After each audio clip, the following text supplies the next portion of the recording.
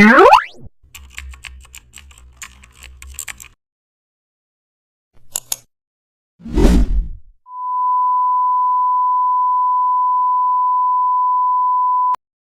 back to the channel, and don't forget to like, share and subscribe for more updates. Today we are explore an amazing topic of Photoshop HDR toning for travel photos. Open your favorite travel image to enhance the atmosphere using HDR toning and convert it to a smart object for flexible control.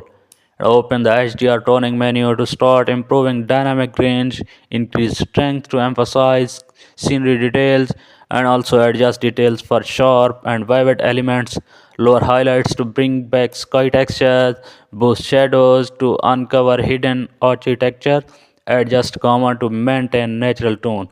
and also add vibrance for lively colors, reduce saturation to avoid exaggeration,